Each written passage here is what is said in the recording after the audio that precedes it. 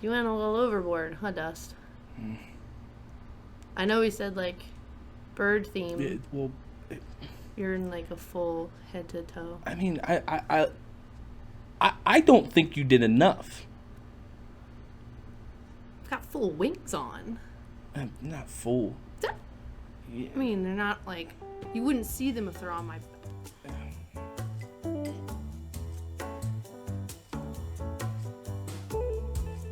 Hello! Welcome to Birds on Film! Birds on Film! Birds on Film! Birds on Film! My name is Dustin Wilson, Big Dust, and joining me is my co-host, Miss Erica Lee. Erica, how are you today? I'm real honkin' good, Dustin. So, you're a big Moonstruck fan. Huge. Huge.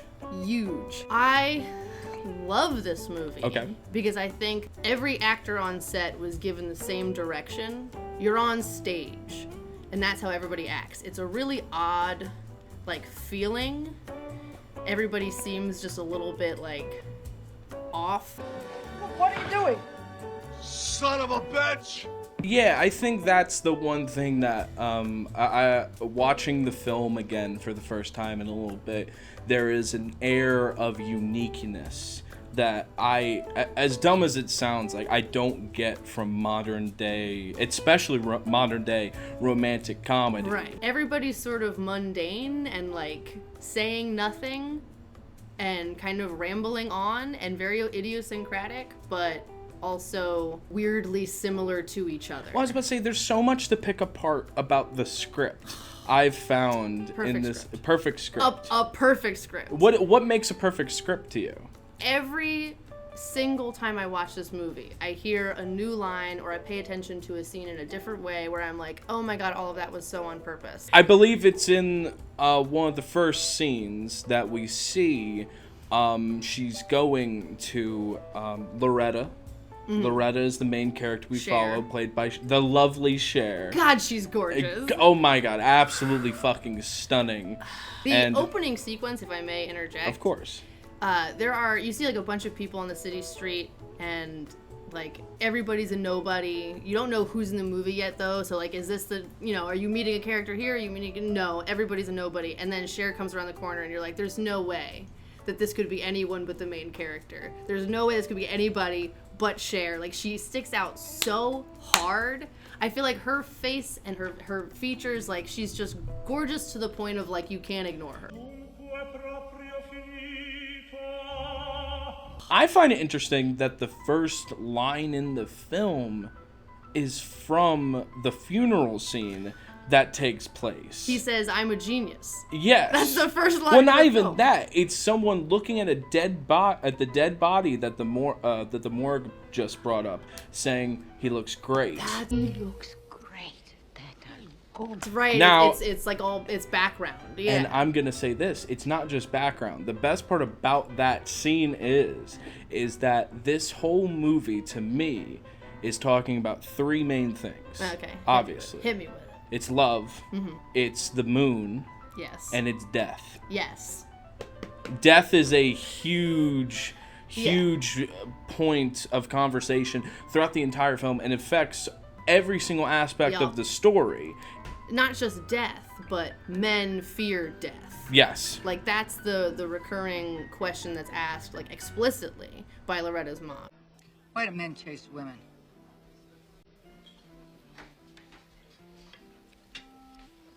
Nerves? I think it's because they fear death.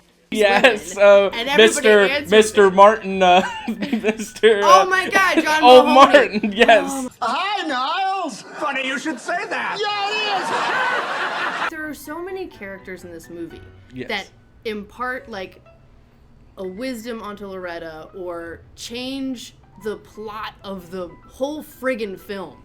And you never see them again. There's the couple in the wine shop that they're discussing, and they mention the wolf. Right, which is like the whole thing that she throws at Cage's character. You're a wolf. I'm a wolf. Yeah. That sets them onto their trajectory where she's like, I'm telling you about yourself. You're a wolf. I see it. But she got that line from that couple, and we saw them once, and we never see them again. So, how do I look at it? Like a wolf. Another character who seems like they're important, and then we never see them again, the old woman at the airport. Yes. Who says she's gonna curse the plane so that it falls out of the sky and kills everyone because she's mad at her sister for taking her love, which is like the inverse of the situation we have. That with goddamn Nick Cage and Cher. Being the brother of her fiance. There's the whole feeling throughout the film that, to me, it's kind of magical in a sense. I feel like in a weird way it is a fairy tale. Oh, yeah. You know? There's so many, like, head-on dichotomies in this film where it's like, everyone's so boring and mundane, but then also it does feel like a fairy tale, because it's like, she just walks into this guy's life and is like, oops, we're in love now. Well, there's a really interesting scene that happens when they go to the Met.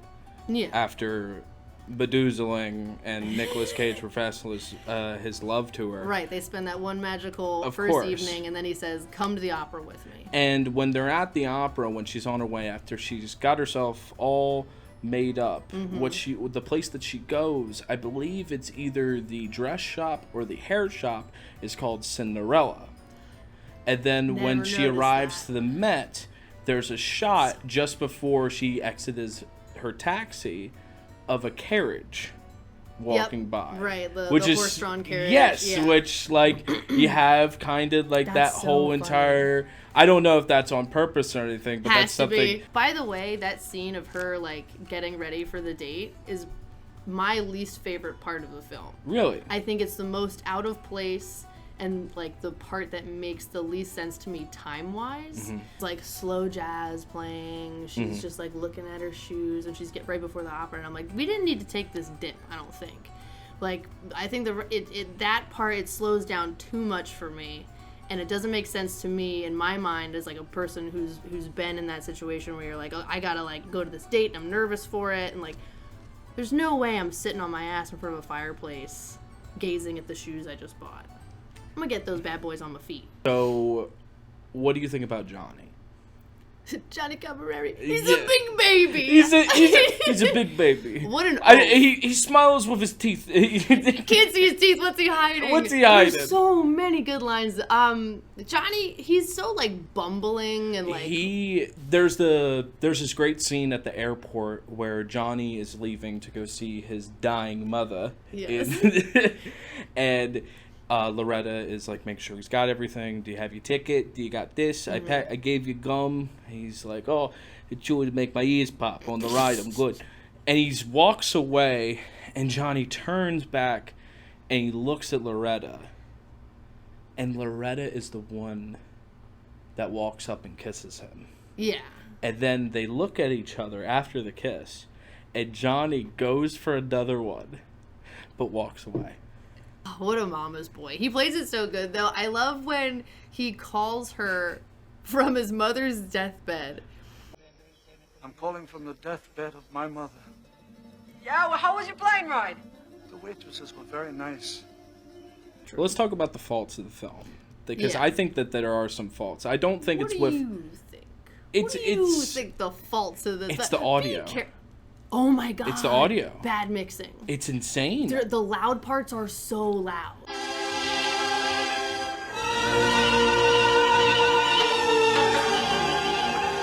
There's some lines of ADR that you hear that just stick out like a sore thumb. Yeah. And then one of my favorite mixes is it's the snap out of it line. It's mixed so badly. When she slaps him. Yeah. I'm in love with you. Snap out of it. So she not even that, because the slap. So loud. The slap is like a fucking Batman slap. I like, love that. She's like, slap, one enough, wham! It's like, it's so much louder. I don't know why she does it 2 times. So funny. I get it. You hit him once and you're like, you Snap out of it. There's even more like weird wolf and moon symbolism in the film. The aunt and the uncle. The aunt and the uncle, big one. Moon comes out. He's Yeah, all horned up. And And then after the next Which is a morning, very cute scene, by the way. God, the face he makes, my partner cries every time. It's so precious. It's the acting, again, like the acting in this movie is outstanding. That couple, you can't tell me, in that scene, has not been married for 50 years. Yeah, that you don't Like, believe it. Insane, insane. the way that they bounce off The of each only other. person's acting that's incredibly out of place is one Nicolas Cage. Studio wanted someone else for that role. But But Cher had to have Nick. She that had real? to have Nick Cage. Yup. he is an exceptional talent. Yeah. I get why people would be thrown off by his performance. Yes, because he's I mean, he still has that like stage actor presence Yeah. and like the blocking and like the movement. I and mean, the I delivery, love that so but the much. energy is so different from every other character. It's like turned up several notches. I love the whole energy that he brings and the whole big, like, goofy Yeah. character stuff. You said that you think that she was amazed with him. Yes. I didn't see it that way. Really? How do you I see saw it? her as not afraid of him. Okay. Like everyone else in that bakery as he's giving this monologue, like people who work with him every day are like, oh God, Ronnie's going off again. You know, like that's the sort of look that everybody has. He tells Chrissy to get the big knife and she goes, I won't do it. She won't do it. I'm in love with that man. But he'll We'll never never know. know. Because I never told him. And then you never see her again. So fucking but funny. he's screaming about he wants to kill himself. And he's like, I want you to watch me slit my throat. I want you to see this. Like, screaming this at a person he just met. And she's like, okay, what? What's going on? Like, she's like, can we go talk somewhere? Like, that's what she says to him in response to that. Can we talk somewhere? Can we just talk? She's just like, not afraid, not bothered, not intimidated. She's just sort of like, we Do have you things. think We have it's- things to discuss. Like, get this out of the way. Like, why are you having a tantrum? Let's move on. What do you think about the hand scene? The monologue. I think the first time I watched it, the line that jumped out at me and is still like one of my favorites of the whole film is when he goes, I don't care. I ain't no freaking monument to justice. Good. "What?" But that's so true, though. Yeah, it's what you were just talking about. Yes. Where like, yeah, I know it was nobody's fault, but I'm still fucking pissed. Like, I still am hurt. I love that. Lost my hand. I lost my bride. Oh my god. What is life? They say bread is life. I make bread. bread. That scene, like it's another great example of the writing and the acting being like off the wall dramatic and weird. And like the first time you watch it, you're like Very weird. You're like, is this good? If you're not prepared for Nicolas Cage to do Go that, off the rails. yes, which is, I think that's what the film needed. Yeah. Because the film is very grounded, and the craziest character in it is Nicolas Cage. Yeah, everybody which- else is plodding along very like But like that banal. fits Ronnie so well. He's Yeah. perfectly casted. Yes. Nicolas Cage to me is an absolute gem of a performer. Well, the reason why Cher wanted him in the movie was because she thought he would play crazy so well. Kill me. The city will laugh.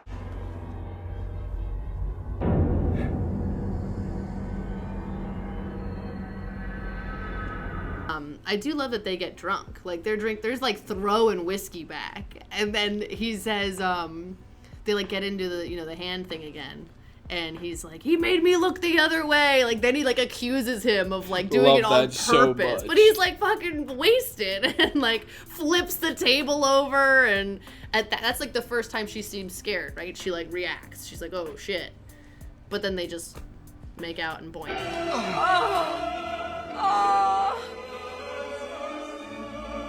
We've talked about, I think we should talk more about the death and what that means to the story.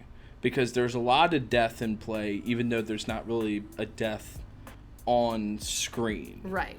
I mean, from the moment go, even though from the moment go, the first thing that we see is a dead person. Right, but And- it's not like the physical death is not like there's not a death that changes the plot. No. There's the lack of a death that changes the plot. because Johnny's mother doesn't die. I think the biggest death that we see that happened is Ronnie. Ronnie and Loretta, they're both dead. That's right. In a emotional right when sense. they get together, they both yell, "I was dead." Oh, I I was dead. too. Oh my God. To say I was dead, and the other person would just be like, "Yeah, me too. That's how I felt." Like dead, and you could see it in her. Like she was so like. Well, even down to how she carries herself in the beginning of the film, like the first little quarter, she's wearing like completely like not that she doesn't look beautiful, but it's very subdued clothing, and Subdued then when and conservative and drab. And then when fucking Ronnie comes in, God, she just makes herself look absolutely beautiful. She gets the gray out of her hair. She does. She's like all of a sudden concerned with her appearance. Like she'd been in mourning for her first husband that whole time up until she meets Ronnie. Even though she had already met Johnny, even though she was already engaged to Johnny, she's still mourning her first husband. She's still obsessed with like the bad luck of her first marriage. And like we never meet that guy. No, like it's not. His death is not like an event that you think about during the film. But it's an event that matters. It's an event that matters just in the way that Loretta keeps like talking about the bad luck, the bad luck, the bad luck. Well, we got married down at the city hall, and I think it gave bad luck the whole marriage. The last like 20 minutes are absolutely spectacular. When they're in the dining scene. The breakfast. Yes. Yeah. Oh my gosh. And they're like waiting for Johnny to come through, and like the doorbell rings and it's not him, and the doorbell rings and it's not him. There's so much good comedic tension going on. When the aunt and uncle come in and they like figure out, like they have the misunderstanding and they're like, "Oh, okay, you didn't take the money, that's great." But Rita's still standing and she's just like, and Ronnie, what are we doing? And Ronnie's just like vibing. He's got a big dumb smile on his face.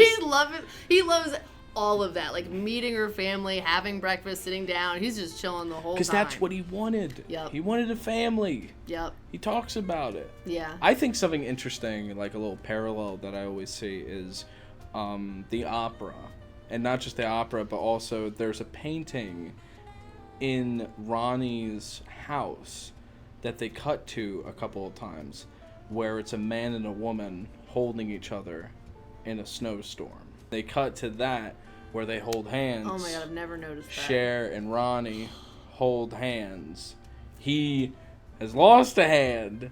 They hold each other outside his house after the opera as it's freezing cold and snowing.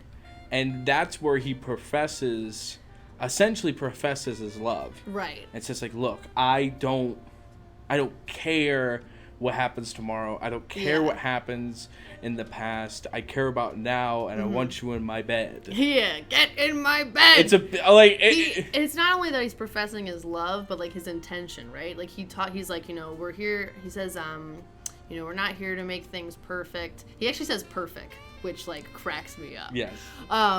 But he's like, we're here to ruin ourselves and love the wrong people, and he like goes on that tirade about how like love is like, not like it is in the fairy book or fairy tales or whatever he says.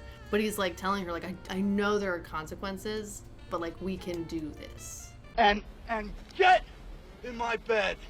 I'm not a huge Nick Cage fan. What? So saying anything else would just be a lie.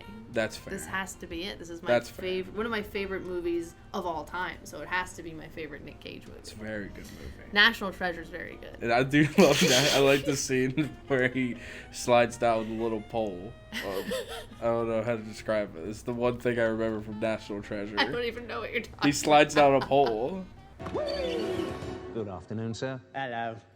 Nicolas Cage has a pyramid, Erica. Okay, so... He bought a pyramid, purchased it with real money.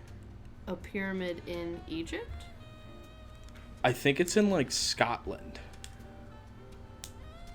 There are pyramids in Scotland? Yeah, yes. Next question. Yeah. And he's storing, like, a bunch of his other things that he's wasted his money on. He uses it as a storage unit? Yeah, and he's gonna be buried in it.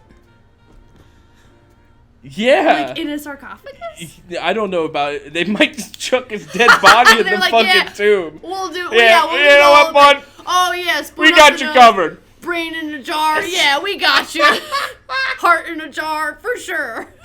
Dude, he's such an interesting cat. What the hell? I know, right? Is he bad? Is he a bad man? It's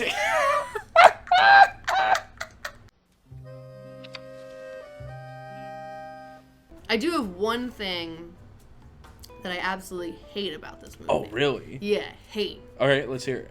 They're making egg in a hole, and there's a big close-up shot of the frying pan, and she flips that egg way too early. Way too early. Way too early. I wrote the same thing. Dude, it's like appalling. I wrote talk about eggs in the Talk about I call it eggs in a nest. Oh, you do you? Yeah. That's cute. That's what Frasier called them. Is it? Yes. All right, eggs in a nest. He calls them eggs in a nest. Yeah, she flips that egg, and it's like the yolk breaks.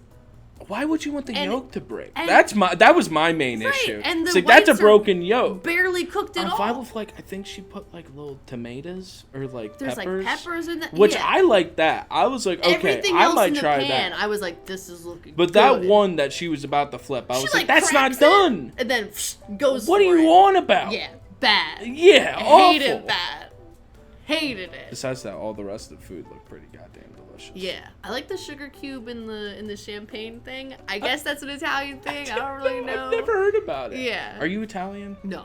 Okay, I'm half Italian. I'm half Italian, half Half Irish. bird. Half bird. Quarter chicken. Chicken. On my father's side. Um, What bird are you, even? a crow. Obviously, Dustin.